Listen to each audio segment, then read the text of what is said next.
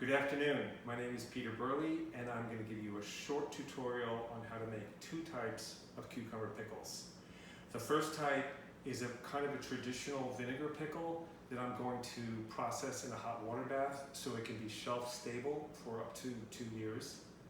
And the second will be a fermented brine pickle, which takes anywhere from 7 to 10 days to ferment. So the first one is the kind of pickle that is going to be canned or jarred, processed in a hot water bath. To do this, you need to have a few things really in place. Number one, you have to have a hot water bath, and to process your pickles you need about 185 to 190 degrees water. So a thermometer is very helpful for that. Something like this will tell you what the temperature of the water will be. And you need to heat up your brine.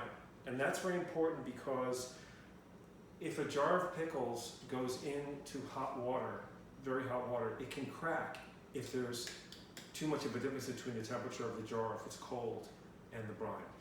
In the hot water bath. So what I like to do is make a hot brine, pour it over the pickles so the jar kind of warms up, and then we'll add it to the bath. So for my brine, I'm going to use about 50% water, 50% vinegar. A little bit less on the vinegar because I don't like it quite so sour.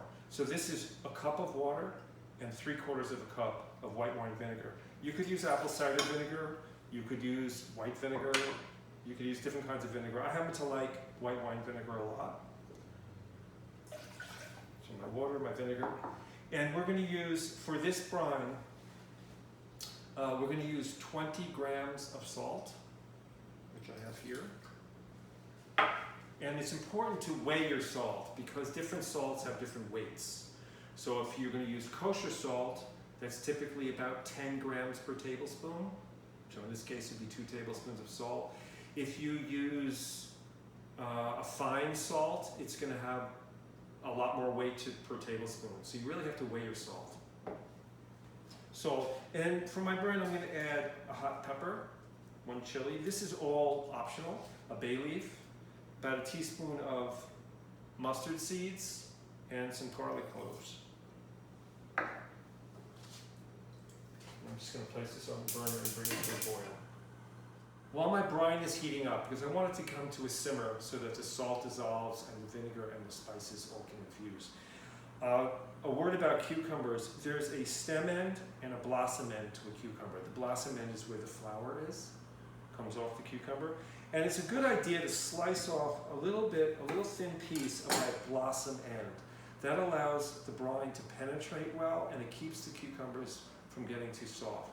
So I like to do that. So all of my cucumbers here, I've already taken off the blossom end. Okay? Now, a word about the jars. It's very important when you are canning that your jars are sterile.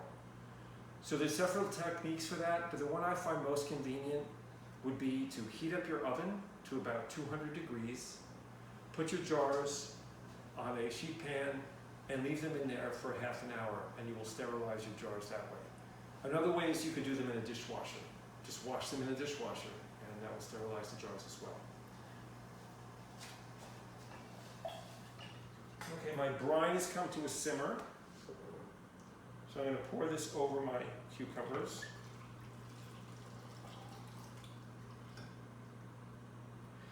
And when you're processing, it's really important that you come up to, but not over, the shoulder. You can see that, the shoulder of the jar.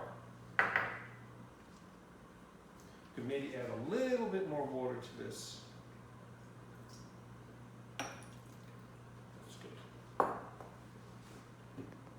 Now the lid, this is another important detail. When you put a lid, which has also been sterilized, when you put a lid over your jar, it's very important that you tighten it only to 2 fingers tight.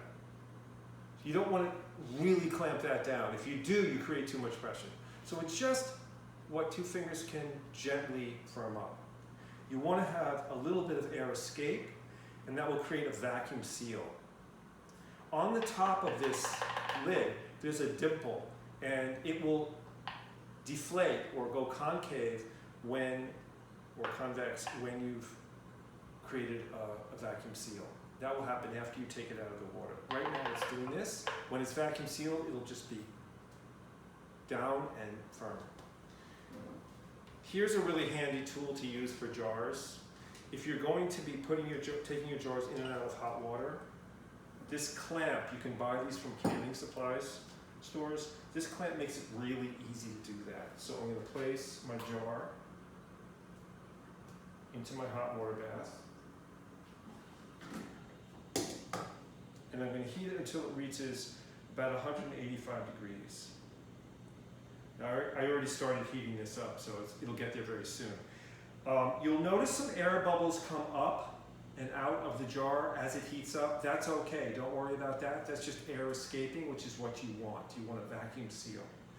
The important thing is that your jar is covered with about 1 inch of water, and that your jar is not sitting on the bottom of the pan. You need to have some sort of a rack in the bottom of the pan. A canning pot will come with a rack in it. So this is going to process for about 15 to 20 minutes at 185, and then I will take it out. Okay, while my jar is processing in the hot water bath, I'm going to turn our attention to a different kind of technique, which is the fermented pickling technique. All plants have bacteria on the surfaces that produce lactic acid. They're lacto-producing bacteria. And all you have to do to control the rate of fermentation is add the correct quantity of salt. Salt will prevent putrefaction or rotting of food, and it will slowly allow the good bacteria, the beneficial lactic acid producing bacteria, to multiply, whereas other kinds of pathogens will die off. So this is the theory behind how this works. Generally speaking, what I use my brine ratio is 10 grams of salt per cup of water. So for a quart of water, that would be 40 grams or 4 tablespoons. For this amount of pickles in a 1 quart jar, I tend to find that 2 cups of brine is perfect. So for this brine, I'm not going to heat it. I'm not going to boil it. This is a much simpler method. I'm simply going to dissolve the salt.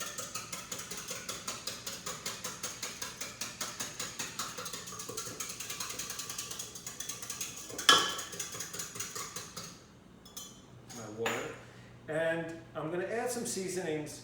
A lot of people like to use dill. I happen to like fennel fronds. That's what's in my garden right now. So I'm going to use fennel fronds. It's a really nice variation on the dill pickle. I happen to like it a lot. And some red onion and garlic. So this is a very simple lacto-brined pickle. Now, the conditions for this pickle are a lot different than the canned or jarred version. This doesn't require vinegar. You can add a little bit of vinegar if you like, but it's not necessary. The salt will just simply control the fermentation, and the pickles will naturally sour by the benefit of the bacteria that produces lactic acid. Same bacteria that's used. It's in yogurt, that's in sourdough bread. It's all related. This has to ferment for 7 to 10 days. Best temperature is about 72 to 78 degrees. If your kitchen's really warm, above 80 degrees, your pickles are going to ferment much faster, and you have to pay attention because mold can grow if you don't have enough, if the heat is too high. So ideal temperature 72 to 78. If your temperature is cooler, that's fine too. There's nothing wrong with that, but it will take longer to ferment. So for instance, if you have a cool basement that's 55 to 60 degrees, that will take about 2 to 3 weeks to achieve sour. But in a typical kitchen of 72 to 78 degrees, it'll take 7 to 10 days maximum. So now, there's a different consideration here since we're not canning or vacuum sealing the jar. I'm going to add my brine.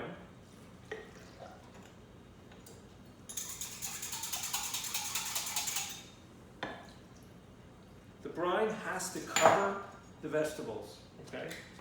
And I'm going to place a lid or a weight on top to make sure that the brine is over the vegetables.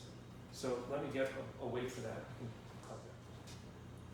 So it's important to place a weight so that the brine can rise above the vegetables and create